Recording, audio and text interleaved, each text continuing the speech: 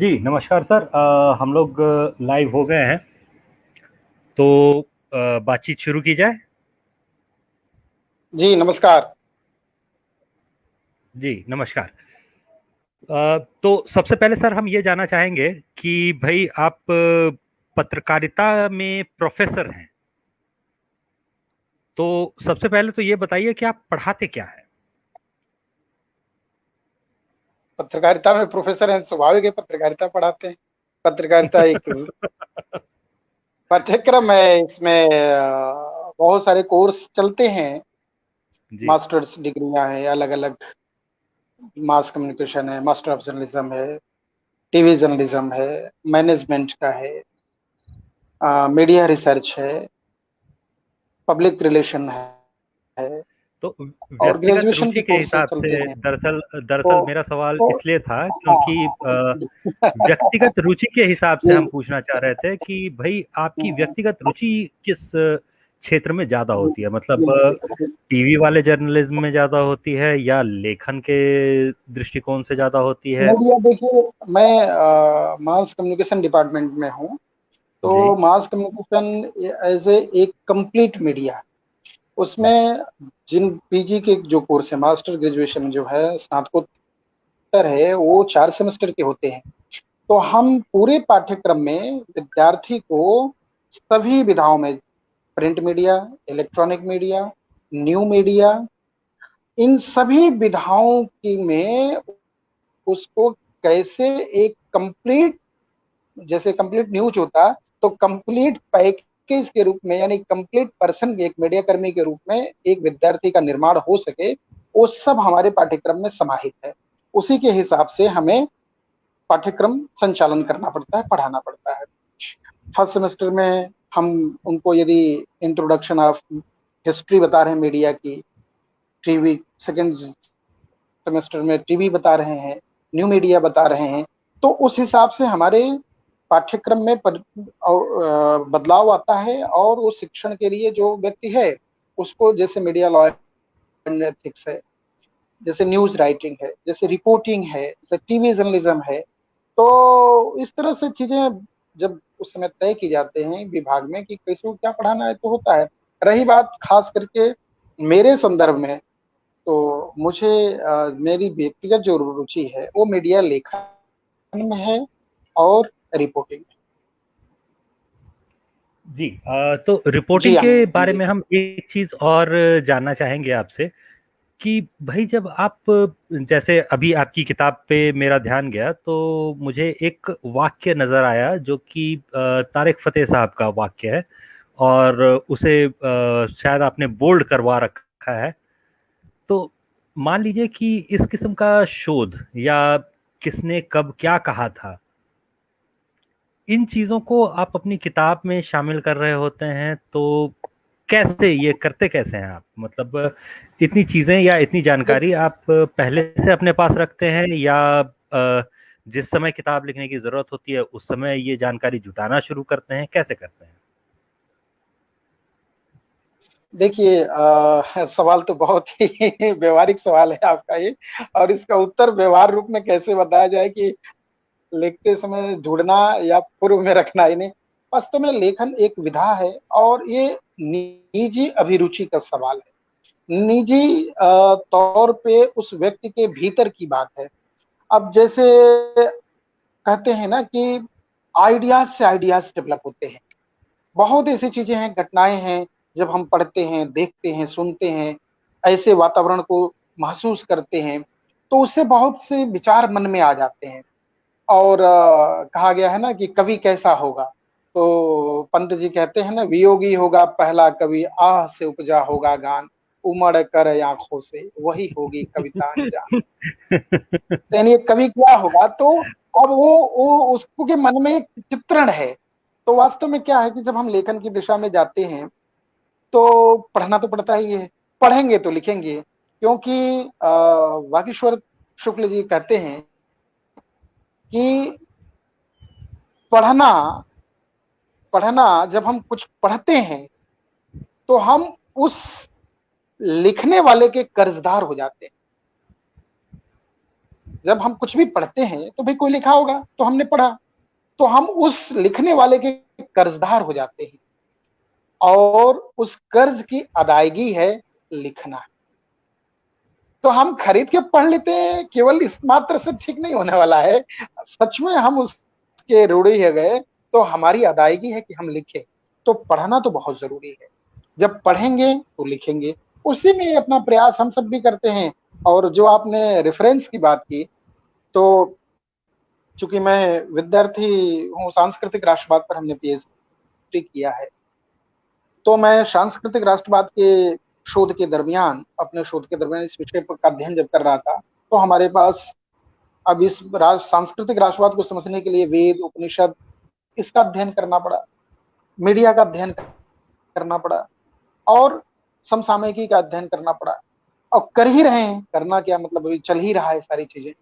तो देखिए, रेफरेंस में तो हम वाल्मीकि रामायण को भी लिए हैं, अभिज्ञान शाकुंतलम को भी लिए हैं, और समसामयिक को भी लेते हैं। तो रेफरेंस जहां भी मिले उसे जरूर संभालना चाहिए, रखना चाहिए। मैं भी वही करता हूं, मैं कुछ नया नहीं करता। जी आनंद जी।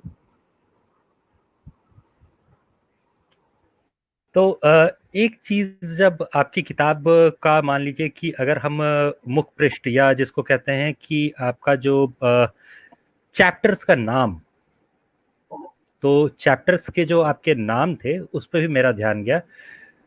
जैसे वसंत आपने शब्द इस्तेमाल किया है, आपने फिर आगे जो भी आपका वैसाखी जैसे शब्द, ये सारे जो महीनों जी के नाम होते हैं, इन सबको आपने अपनी जी किताब में इस्तेमाल किया है। तो जी चैप्टर्स के नाम में ये महीनों के नाम, जो कि आज की तारीख में, अगर आज की तारीख के हिसाब से अगर हम कहें, तो लेट्स से अभी जून जुलाई का जैसे मौसम आता है, तो सावन वगैरह जो ठीक होता ठीक है, ये तो ठीक ठीक। फिल्मी गानों की वजह से हम लोग को बहुत ज्यादा यादाश्त में रहता है। बाकी जो महीनों के नाम होते हैं जी जी जी वो सारे लोग भूल जाते हैं। तो ये क्या जी। आपका इरादा था कि इन महीनों के नाम लोगों को याद दिलाए जाएं, या फिर ऐसे ही ज्यादा सुविधाजनक नाम लगा, इस हिसाब से आपने महीनों के नाम चुने अपनी किताब के चैप्टर्स के लिए? वास्तव हाँ जी जी जी जी। वास्तव में इस मेरे पुस्तक का नाम आप जैसा देख रहे हैं, और मैं दर्शकों से भी आग्रह कर रहा हूँ, पुस्तक का नाम भारत बोध है। तो भारत बोध एक ऐसा शब्द है जो मन में कई तरह की जिज्ञासाएं जगाता है। भारत क्या है, कैसे बना, और इसकी व्याप्ति क्या है? क्या यह एक जमीन का टुकड़ा है? क्या यह भूगोल है, अथवा कोई पवित्र भाव है? यह मन में है या माटी में, या दोनों में?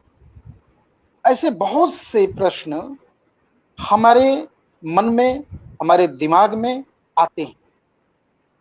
इसी भारत को, इसी भाव को अब मैं अपने इस पुस्तक के माध्यम से 41 लेखों के द्वारा समझाने की कोशिश किया हूं। ये मेरे जो निबंध हैं, इसमें त्योहार है, लोकाचार है, विकास है, नदियां हैं, संस्कार है, संघ है, समाज है, इन सारे संदर्भों से गुजरने की कोशिश किया हूं। उसमें जब इन संदर्भों में से गुजरने की कोशिश किया हूं, तो शीर्षक क्या होगा?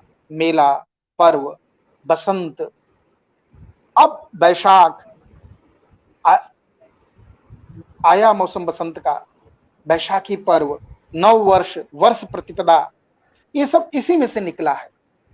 इसलिए इस पुस्तक का नाम भी हमने भारत की आत्मा, भारत की मन, भारत के चित्र को जो हृदय में बसता है, नदी, पहाड़, लोक जीवन, त्योहार, तीज, पर्व, इन सब चीजों को बताने का प्रयास किया है। ऐसे में जब हम बात करेंगे, ऐसे में जब हम लेखन करेंगे, तो स्वाभाविक है उन शब्दों का प्रयोग करना जो भारत के जनमन की आत्मा में बसती है, उसके करीब रहती है। इसलिए इस पुस्तक में के सभी लेख में, सभी निबंध में हमने यही प्रयास किया है कि उन शब्दों का प्रयोग किया जाए जो हमारे दिल के करीब है, जो हमारी भावनाओं के करीब है, जो हमारे मन के करीब है, जो हमें अपनापन दिखाता है, अपनापन महसूस कराता है, बोध कराता है, हम उसमें जीते हैं। इसीलिए इन सब शब्दों का एक छोटा सा मेरा प्रयास रहा है, जिसके माध्यम से हम भारत बोध का दर्शन करा सके। जी आनंद जी। जी। तो एक बार से हम फिर से आपके जो लेखों के शीर्षक होते हैं उसी पे वापस चलना चाहेंगे। जी। जो आपका उस लेख को हम थोड़ा पीछे जा करके आपके 17वें 18वें लेख के आसपास ले चलना चाहेंगे। आप सबसे पहले बात करते हैं भारतीय नववर्ष की, और अगर सोशल मीडिया के हिसाब से देखा जाए, जैसा कि अब चूंकि हम खुद सोशल मीडिया पे ठीक ठाक एक्टिव रहते हैं, तो उसकी वजह जी। से मुझे ये जो नजर आता है कि भारतीय नववर्ष जो होता है वो कई बार बहस का विषय हो जाता है। 1 जनवरी के आसपास कई लोग ये कहना शुरू करते हैं कि ये हमारा नववर्ष नहीं, इसलिए हम इसे नहीं मनाएंगे। और आप जब अपनी किताब शुरू ही करते हैं तब आप भारतीय नववर्ष की बात करते हैं, और इसी को अगर हम लोग थोड़ा आगे बढ़ा करके ले चले तो आपके 16वें 17वें अध्याय पे अगर हम आते हैं आपकी किताब के, तो वहां पे सांस्कृतिक राष्ट्रवाद की बात शुरू हो जाती है। तो ये जो दोनों चीजें हैं, इनका आपस में कैसे संबंध आप जोड़ते हैं? मतलब कैसे देखते हैं कि नववर्ष और सांस्कृतिक राष्ट्रवाद, ये दोनों चीजें मिलती जुलती कैसे लगती है आपको? नववर्ष और सांस्कृतिक राष्ट्रवाद एक पूरक ही है। अपने लेख में, मेरे लेख में का प्रारंभ होता है, नवरात्र हवन के झोंके सुरभित करते जनमन को, है शक्तिपूत भारत अब कुचलो आतंकी फन को, नव संवत पर संस्कृत का सादर वंदन करते हैं, हो अमित ख्याति भारत की हम अभिनंदन करते हैं।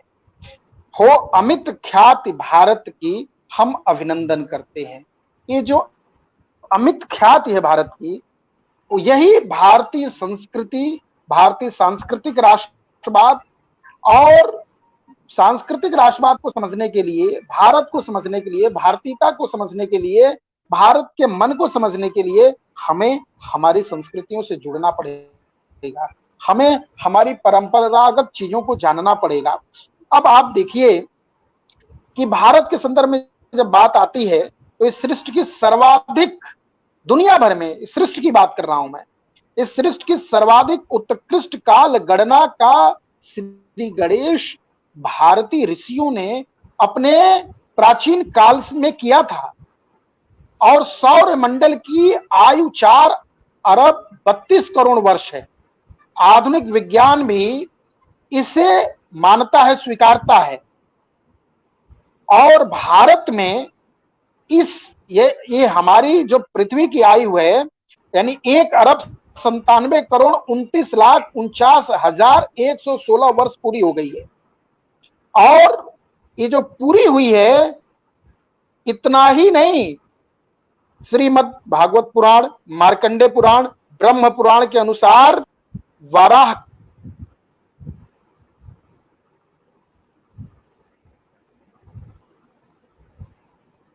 भारत में ये जो कल्प है, ये जो अवधि है, इसकी गणना बहुत वैज्ञानिक है, बहुत पुरातन होते हुए भारतीय ज्योतिष के अनुसार है।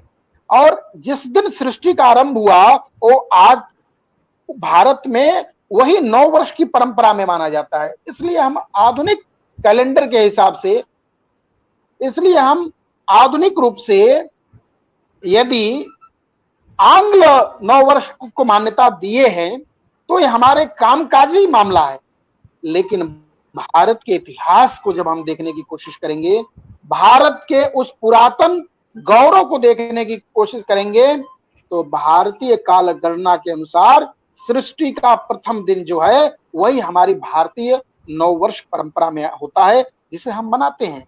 और इन मान्यताओं को देखने का काम, करने का काम सांस्कृतिक चिंतन है।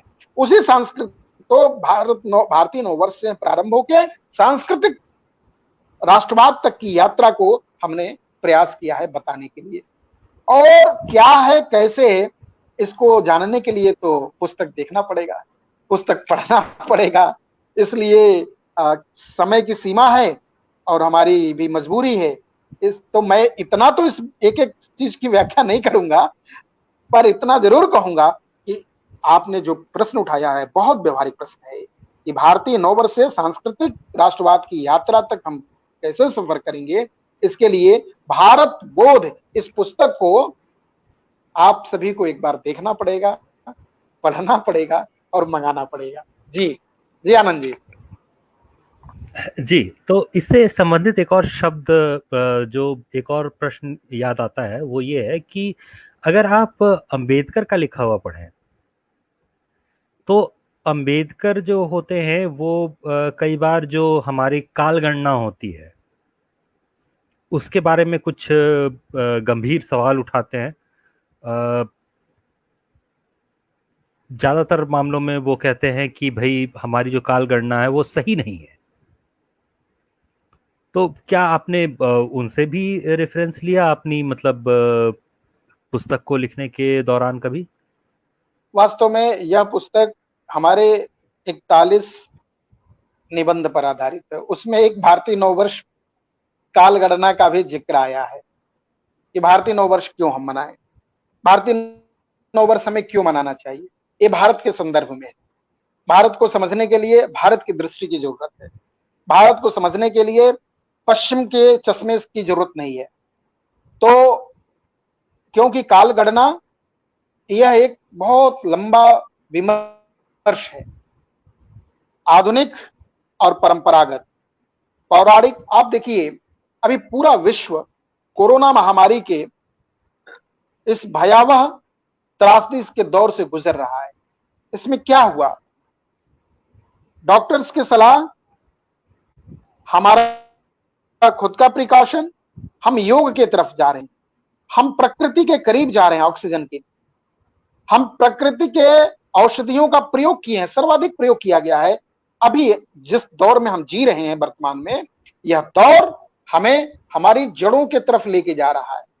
तो देखिए आनंद जी, ये तो एक विमर्श है कि हमने कालगणना पर किसको देखा नहीं देखा। ये एक छोटा सा लेख है उस विषय में। अब उस लेख में हमने कुछ जो संभव हुआ है, 1,500-2,000 शब्दों का लेख है, तो एक अध्याय भी है। तो उसमें जिन महापुरुषों को, जिन विद्वानों को कोट करने की आवश्यकता लगी, उनको ध्यान में रख के लिखा गया है। एक बार पुस्तक सभी दर्शक पढ़ें और बताएं कि कितना न्याय हुआ है मेरे इस लेखन में। तो मैं इसको तो प्लेटफॉर्म पे रखता हूं, पर आपके सवाल के उत्तर में इतना जरूर कहूंगा कि दृष्टि भारत को समझने के लिए सभी भारतीय महान पुरुषों ने, मनीषियों ने भारत की दृष्टि को ही बताया है।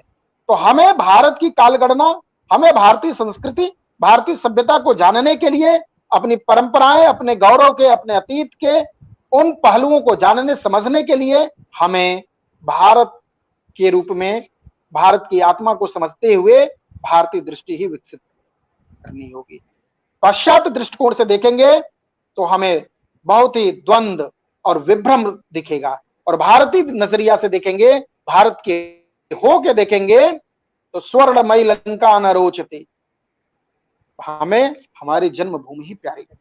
जी आनंद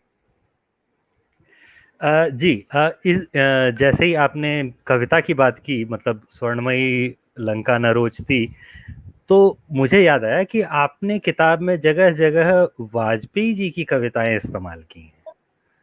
तो क्या आपको कविताएं पसंद है वाजपेयी जी की इस वजह से, या क्यों?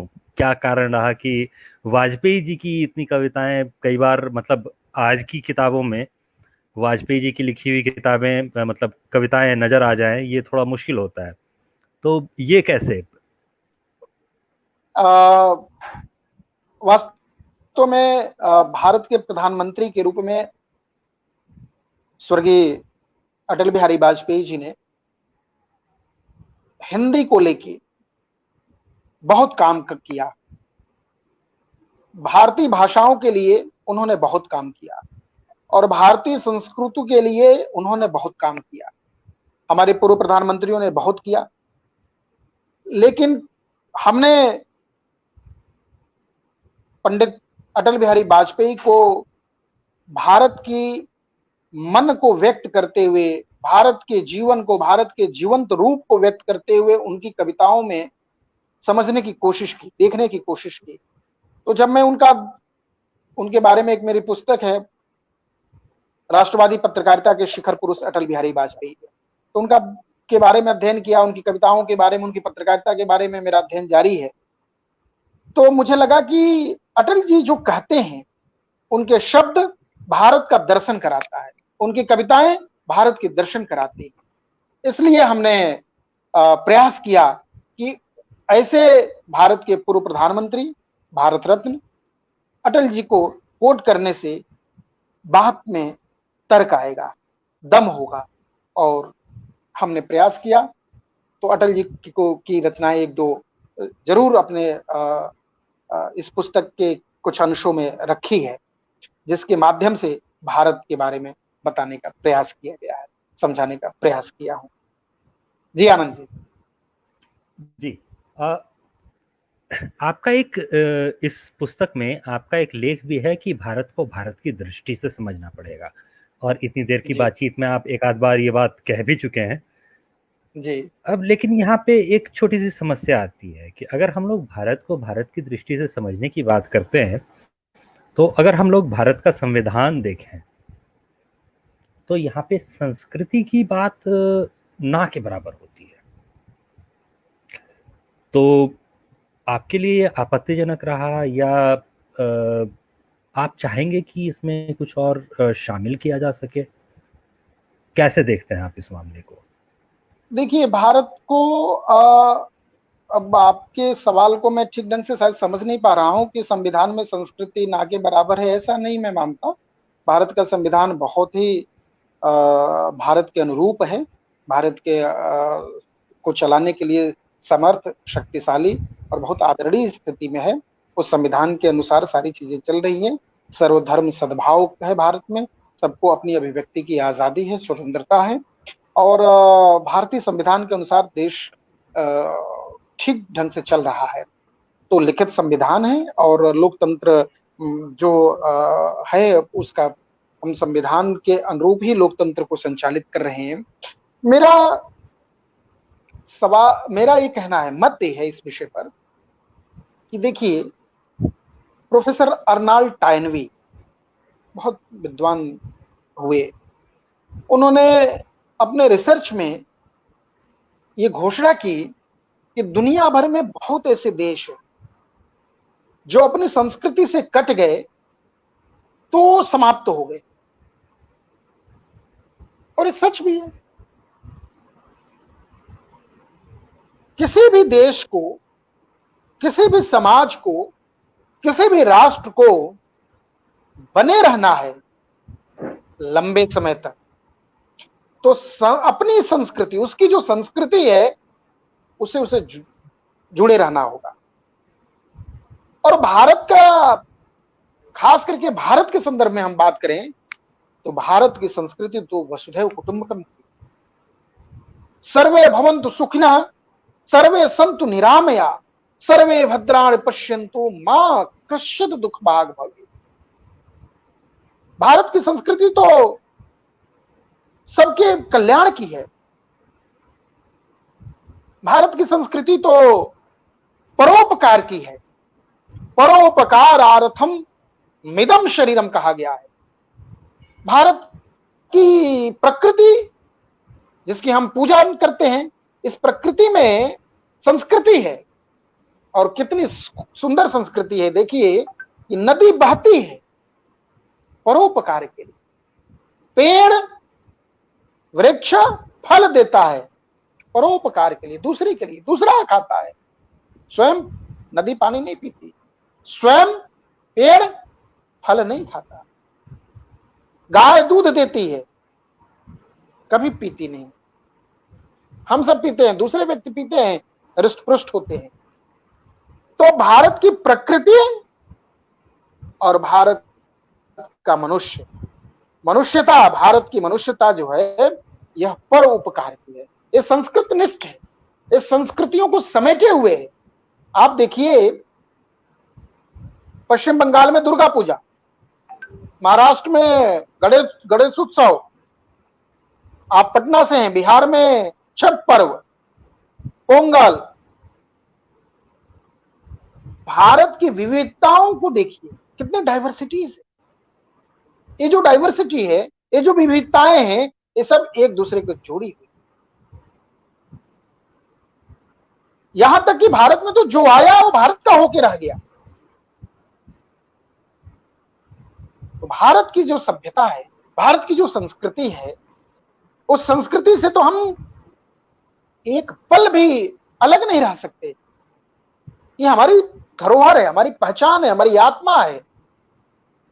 भारत में भारत की संस्कृति, हम भूखे रहते हैं और अतिथि देवो भव, दूसरे को हम भोजन की चिंता करते हैं। यहां एक व्यक्ति कमाता है, पूरे परिवार का भरण पोषण करता है, चिंता करता है। दुनिया के देशों में, पश्चिम के देशों में जो कमाता है वो खाता है, यहां ऐसा नहीं है। एक कमाता है, सबका समान अधिकार है, उस पर पूरे परिवार का अधिकार है। यहां पर भारत में इस जो चिंतन है, ये हमारी संस्कृतियों से निकला है। हम अपने घर के बाहर गाय को, पशु पक्षी, उधर से गुजरने वाले पशुओं के लिए प्याऊ रखते हैं, घर के ऊपर प्याऊ रखते हैं, चिड़िया पानी पिए, दाने डालते हैं। ये हमारी संस्कृति का हिस्सा है। तो हमारी संस्कृति बहुत विशाल है, और इस संस्कृति को जीवन में, आप देखिए कोई अच्छा कार्य करते हैं, कोई घर में नया शुभ कार्य होता है, गाड़ी खरीद के लाए, पूजन होता है, घर बनवाए, गृह प्रवेश होता है, तो मंत्रोच्चारण होता है, कथा कहानी जो होती है, पूजा पाठ जो होता है, क्या बोलते हैं, विश्व का कल्याण हो, प्राणियों में सद्भावना हो। ये नहीं कहते हैं कि मेरा घर मेरा कल्याण हो, सबका कल्याण। हम तो विश्व की बात कर रहे हैं साहब। ये कहां से बातें आई है, ये चिंतन कहां से आया है? ये चिंतन भारत का है, ये संस्कृति है हमारी।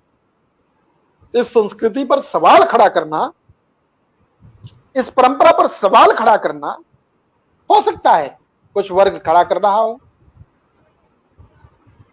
हो सकता है करे, स्वतंत्रता है, कर सकता है। लेकिन भारत की संस्कृति पर उपकार की है, भारत की संस्कृति समावेशी है। भारत की संस्कृति, गांव में आप देखिए छप्पर होते हैं, एक छप्पर उठाने के लिए 50 लोग गांव के खड़े हो जाते हैं। तो ये परस्पर सहयोग है, ये मान्यता है, परंपरा है हमारे यहाँ। तो इन परंपरा, इन मान्यताओं को मानने के लिए किसी किताब, किसी मैनेजमेंट की जरूरत नहीं है साहब। इसलिए कुछ लोगों को हो सकता है कि उनको उनकी सहमति हो, नहीं हो, होना और नहीं होना, यही हमारी संस्कृति है। हम सबको आदर करते हैं, हम सबके का स्नेह करते हैं, सबके लिए भाव है। इसलिए भारत को समझने के लिए भारत की दृष्टि यही है, और इसी दृष्टि से भारत को हम देख सकते हैं, इसी दृष्टि से हम भारत को समझ सकते हैं। मतलब श्रवण कुमार भी हुए, और न्याय के लिए राजा शिवी भी हुए हैं, और न्याय के लिए शमशान घाट पे हरिश्चंद्र भी हैं,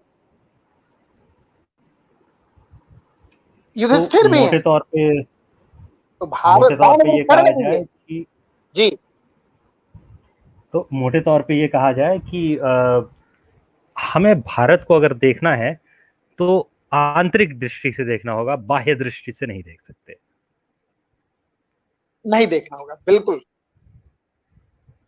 हिंदी की जी एक सुप्रसिद्ध लेखिका, इसमें मैं जी जी आनंद जी, जो बाह्य दृष्टि की बात कर रहे हैं, तो एक विद्वान लेखिका हैं, वो कहती हैं, युवकों को डिस्को करते देखकर संस्कृत का अध्यापक ऊब गया, बोला सूरज को ही देखो पश्चिम में ढला तो डूब गया।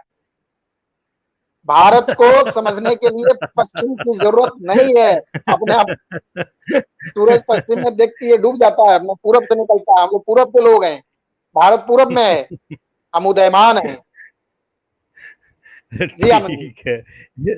ये अच्छी कविता थी।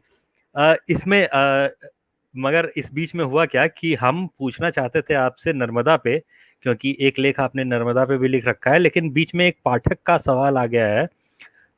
ये हैं कुमार मयंक, और इन्होंने पूछ जी रखा है कि भारत बोध का एक्चुअल मतलब क्या है, मतलब अ, असली मतलब भारत बोध का क्या है।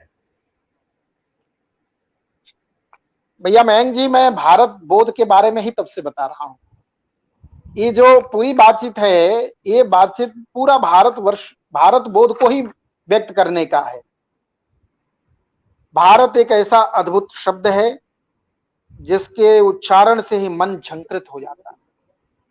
इस शब्द की कल्पना से ही संगीत निकलने लगे, ये भाव आ जाए, यही भारत है। भारत में भा का अर्थ होता है उजाला, सत्य, प्रकाश, आभा, ज्ञान, मोक्ष, परिपूर्ण, पोषण, जीवन का आनंद, ये सब है, यही भारत है। कहा जाए तो भारत के हजार अर्थ होते हैं, और हमारे यहां नाम के अनेक अर्थों की परंपरा है। भारत के भी अनंत नाम है, अनंत अर्थ है। इसलिए भारत में रत का अर्थ है लीन, तल्लीन, लवलीन, विलीन।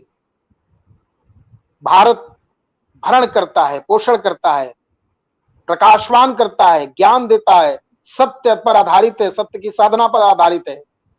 भारत एक भाव दशा है, और इस जगत में जहां भी ज्ञान की अनंत ऊंचाई है, वह भारत। उसी भारत के इन्हीं तत्वों का बोध कराने का प्रयास इस पुस्तक में है। ये इसी का अर्थ है भारत बोध। मयंक जी, आपके सवाल को बताने का, उत्तर देने का मेरा प्रयास रहा। जी आनंद जी, अगला। जी, तो हम अपने सवाल पे वापस चलें। मेरा सवाल था कि आपने नर्मदा नदी के बारे में लिखा है। हालांकि जी भारत में अगर देखा जाए तो सबसे पहले लोग गंगा जैसी नदियों के बारे में लिखना चाहते हैं। असल में तो आपने नर्मदा, नर्मदा कैसे चुना। देखिए नर्मदा जो है, यह वहां पर एक समागम हुआ था, एक कुंभ हुआ था, और उस कुंभ के अवसर पर यह मेरा लेख प्रकाशित हुआ था कि गंगा, यमुना, सरस्वती, नर्मदा, शिप्रा, गोदावरी, कावेरी जैसी जो नदियां हैं, उनके किनारे संपूर्ण विश्व अपने ज्ञान में को आलोकित नदियों ने किया है विश्व को। उसी पर एक मेरा यह अमरकंटक के तट पे एक, वहां जो सामाजिक समरसता का कुंभ हुआ था, बहुत से लोग वहां इकट्ठे हुए थे, लगभग लाखों की संख्या में थे उस कुंभ में। तो उस दरमियान कैसे एक सूत्र में अलग अलग प्रकार से नदियों के किनारे जो बसे शहर हैं, और हरिद्वार, प्रयाग संगम, और शिप्रा नदी, उज्जैन, तो उसी क्रम में नर्मदा के तट का हमने जिक्र किया था, और उस पर आधारित यह लेख है। जी, तो मंडला का था। अगर अगर नदियों की बात करें तो भारत की संस्कृति कई बार ऐसा भी कहा जा सकता है कि नदियों से जुड़ी हुई रहती है या नदियों के साथ साथ ही बहती रहती है। जैसे धाराएं बदलती हैं वैसे ही नदियां भी बदलती है। तो इस पुस्तक को लिखने के क्रम में, आपके लेखों के क्रम में, और किन किन नदियों का जिक्र आया है, या नदियों के आसपास एक की संदर्भ था, संस्कृतियों का? नहीं नहीं नहीं, ये तो एक एक एक चैप्टर लिया है। तो उसमें नर्मदा उस समय का संदर्भ था, तो नर्मदा को हमने नर्मदा कुंभ के संदर्भ में लेख, उसी समय भारत की नदियों के महत्व और उसके जीवन पद्धति, उसके बारे में बताने का प्रयास हुआ है। सिर्फ एक ही लेख है वो, नदियों से संबंधित एक ही लेख। नदियों से संबंधित सिर्फ एक है। और इसके जी बाद अगर हम लोग फिर और आगे चलें, तो आगे आप ये बताइए कि जो आपका शुरू में हम लोग शुरुआत के चैप्टर्स छोड़ देते हैं, थोड़ा पीछे जाते हैं, तो यहाँ पे आपने राष्ट्रीय स्वयंसेवक संघ यानी आरएसएस के बारे में भी कुछ बातें की हैं। जी। तो ये क्या मतलब, हम लोग कैसे समझें इसको? एक आंतरिक जो आदमी स्वयंसेवक रहा है उसकी दृष्टि से लिखा गया है, या एक बाहरी आदमी जो जाकर के पहली बार संघ को देखना चाहे उसकी नजर से लिखा गया है? कैसे लिखा गया है इन लेखों को? देखिए, राष्ट्रीय स्वयंसेवक संघ एक सामाजिक संगठन है, एक सांस्कृतिक संगठन है। तो जब हम भारत बोध का शब्द लेके चल रहे हैं, भारत को समझने का प्रयास कर रहे हैं, तो जब भारत का के संदर्भों का अध्ययन करेंगे तो उसमें काम करने वाले संगठनों का जिक्र होगा। उसी दृष्टि से राष्ट्रीय स्वयंसेवक संघ को यहाँ मैंने लिया है। और राष्ट्रीय स्वयंसेवक संघ एक सांस्कृतिक संगठन है, और सांस्कृतिक संगठन दुनिया का सबसे बड़ा संगठन है, स्वयंसेवी संगठन है। और इस संगठन के द्वारा जो समाज के क्षेत्र में काम हो रहा है वो अद्भुत है, अनोखा है। सभी क्षेत्रों में, वनवासी कल्याण आश्रम, शिक्षा के क्षेत्र में विद्यार्थी परिषद, विद्यार्थियों के बीच में सेवा के क्षेत्र में सेवा भारती, तो ये अद्भुत कार्य है। और भारत को भारतीय दृष्टि से, जो बात बार बार मैं कह रहा हूं कि भारत को भारत की नजर से समझा जाए, देखा जाए, तो राष्ट्रीय स्वयंसेवक संघ की कार्य पद्धति में भारत को भारतीय दृष्टि से ही देखने का है।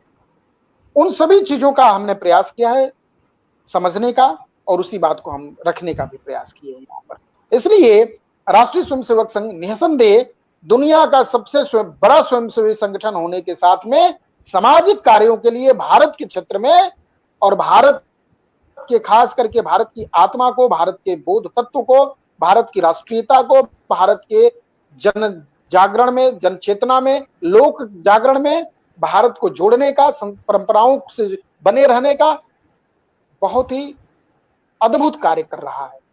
इसलिए मैं बहुत ही आदर के साथ कह रहा हूं, विनम्रता के साथ कह रहा हूं कि संघ को समझने के लिए संघ में जाना पड़ेगा, संघ के कार्य को देखने के लिए संघ में जाना पड़ेगा।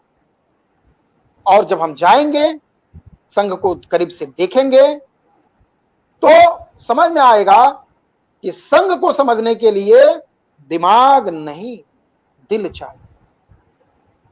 जब हम दिल से संघ को समझने के लिए जाएंगे तो उसके कार्य हमें समझ में आएंगे। जी आनंद जी। जी, तो घूम फिर करके हम अपने शुरुआती दौर पे फिर से आ जाते हैं।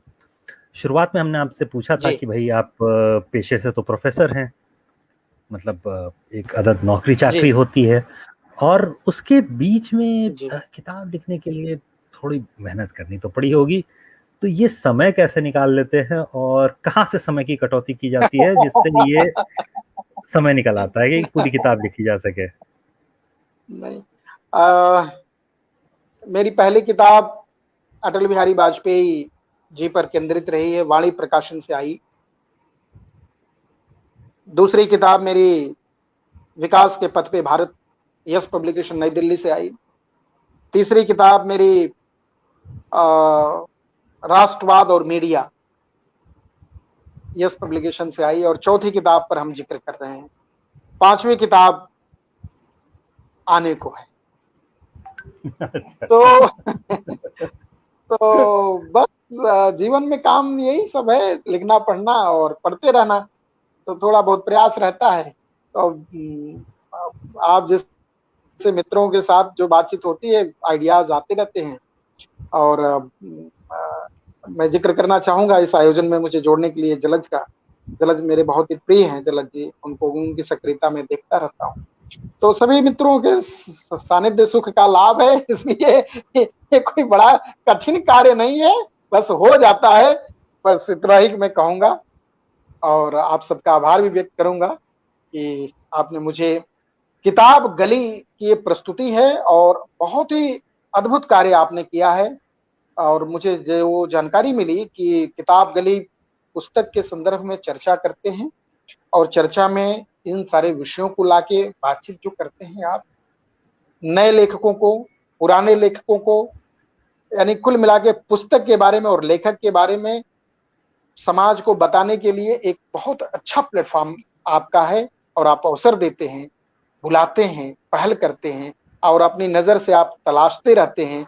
और इतनी बारीकी से मैं आश्चर्य कर रहा हूं कि आनंद जी, आपने लेख पूरी पुस्तक के बारे में, एक एक लेख के बारे में इतनी बातें पूछेंगे, सच कहूं मतलब आनंद आ गया, बहुत अच्छा लगा। जी आनंद जी।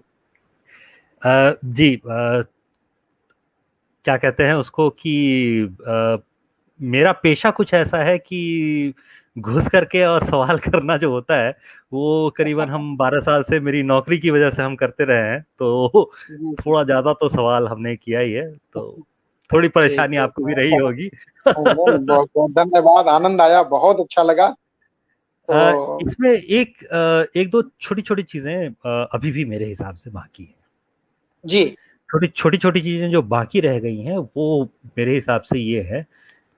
पहला कि आप जैसे शब्द या जैसी भाषा इस्तेमाल करते हैं, ये भाषा आप कहाँ से उठाते हैं? मतलब सीखते कैसे हैं और लिखते कैसे हैं? क्या है कि आजकल जो जिसकी चर्चा चलती है वो होती है नई वाली हिंदी, मतलब उसमें आधे तो अंग्रेजी के शब्द होते हैं। जी तो आप जी जो लिख रहे होते हैं ये बड़ा ही इंटरेस्टिंग होता है कि भैया एकदम शुद्ध वाली हिंदी जिसको कहते हैं, जिसमें बिल्कुल हिंदी के ही ज्यादा से ज्यादा हो सके तो तत्सम शब्द, तद्भव शब्द भी कम आप इस्तेमाल करते हैं। इस्तेमाल भी ना जी। कहें, उचित शब्द तो होगा कि प्रयोग करते हैं। तो ये क्या अभ्यास से आया या नहीं अलग से आपने प्रयास किया था अपनी किताब के लिए?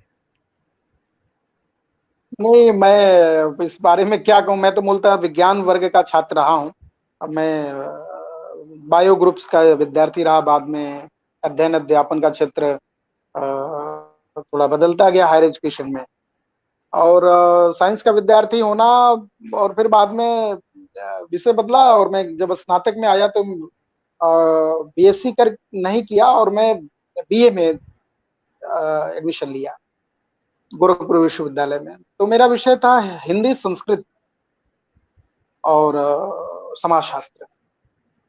तो मुझे फिर संस्कृत और हिंदी से बहुत लगाव हो गया, और कुछ बाकी घर परिवार में और समाज में मैं छात्र जीवन से सामाजिक संगठनों से जुड़ा रहा। तो ऐसा कहेंगे कि वो वातावरण में शायद थोड़ा ऐसा है कि अब कुछ शब्द आ गए होंगे, या ये शैली आ गई होगी जो आप पकड़ रहे हैं, जिसे रेखांकित कर रहे हैं। मुझे तो नहीं लगता कि ऐसा कुछ विशेष है ये। हाँ, इतना जरूर है कि लेखन में, लिखते समय प्रयास ये हो कि हम जिस लिपि का प्रयोग कर रहे हैं, हम जिस भाषा का प्रयोग कर रहे हैं, उससे न्याय करें। यदि हम भारतीय संस्कृति की बात कर रहे हैं तो, और हिंदी में लेखन कर रहे हैं, तो वो भारतीय इर्द गिर्द हो शब्द, संस्कृति के आसपास हो शब्द, वो बताने में और पाठक को पढ़ने में अच्छा लगता है। तो मेरा प्रयास यही रहा कि जो हम बोलते हैं उस तरह से हम लिख सकें। कई बार दरअसल कई हमारे दरअसल ये जो सवाल था मेरा, ये पाठकों के लिए थोड़ा कम होता है, ये होता है लेखकों के लिए। जी जी जी तो जी, वही बता अगर आगे। अगर हाँ अगर अगर अगर आपके सहयोग से या आपके लिखे हुए के आधार पे, या जैसे आपने प्रयास किया उसके जरिए, लेखक जो आने वाले हमारे जो नए लेखक हैं वो लोग कुछ सीख सकें, तो वो भी अच्छा रहेगा। देखिए, एक एक अब एक चूंकि आप इस देखिए, समय नहीं, इसमें इसमें महत्वपूर्ण चीज ये है कि आप पहले से प्रोफेसर हैं। तो पहले से प्रोफेसर होने पे फायदा ये होता है कि आपको सिखाने की आदत तो है ही। नहीं, नहीं आनंद जी, ये कोई हम यहाँ तो हम तो बस तो अगर दर्शक अगर जो हैं अगर उन सभी को मैं लेखकों को भी प्रणाम कुछ करता सिखा हूँ सकें तो बड़ा अच्छा कि रहेगा। नहीं, नहीं, नहीं, ऐसा आपका ये सद्भाव है और मेरे प्रति ये सम्मान है, इसका के लिए मैं नमन कर रहा हूँ। परंतु ये है कि मैं ये ज़रूर कहूँगा कि आज एक विडंबना है कि साहित्य जो है हमारा, उस साहित्य से जो भाषा है, उस साहित्य से साहित्यिक भाषा का लोप होता जा रहा है इस वर्तमान में। हमारे लेखन में हम जो पढ़ रहे हैं, जो लिख रहे हैं, उसमें इंग्लिश का और जो खबरें भी बनती हैं, जो कहानियां भी आती हैं, उसमें शब्दों को मरते देखा जा रहा है। लेकिन क्या करेंगे? अब किसी बच्चे से पूछिए कि 69 क्या होता, तो नहीं बता पाता है आसानी से, लेकिन 69 तुरंत बता देता है। जो आपने प्रारंभ किया था वैशाख, आषाढ़, श्रावण मास, नहीं लोगों को पता है। तो बाकी जनवरी, फरवरी, अगस्त, सितंबर, अक्टूबर, नवंबर रटा रटाया है। तो व्यवहार में है ये तो वही फिर है। भी बता दें, माघ अगर पूछ लिया जाए कि माघ कौन सा महीना होता तो है, वैशाख जो सावन तो फिर भी व्यवहार शायद बता दें। जो व्यवहार में है वही हम उतारते हैं, उसे ही हम लिखते हैं। अब जैसे बच्चे हिंदी लिखते हैं कि उनको कह दिया जाए कि लिखिए हिंदी में कि तुम कहाँ जा रहे हो, तो हिंदी कैसे उसको लिखते हैं, कैसे रोमन में लिख देते हैं, TUM, तुम कहाँ जा रहे हो, या तो फिर पूरी लाइन इंग्लिश में लिख देंगे। तो एक दौर है। अब इस दौर से कैसे चीजें ठीक की जाए, कैसे क्या किया जाए, इस पर समाज जागृत होगा, हो रहा है। हम अपने जड़ों की तरफ आ रहे हैं, फिर से जुड़ रहे हैं, कर रहे हैं, ठीक होगा, अच्छा है। तो अब आप इजाजत दें, चलिए, समय। सबसे इम्पोर्टेंट चीज कि अब करीबन 47 मिनट हो गए हैं हम लोगों को बातचीत करते हुए। जी, पता नहीं चला। जी, जी, थोड़ा ज्यादा वक्त लग जी, गया। हमारा अंदाजा था कि बहुत हम लोग शुक्रिया। 30 मिनट 35 मिनट बात कर पाएंगे।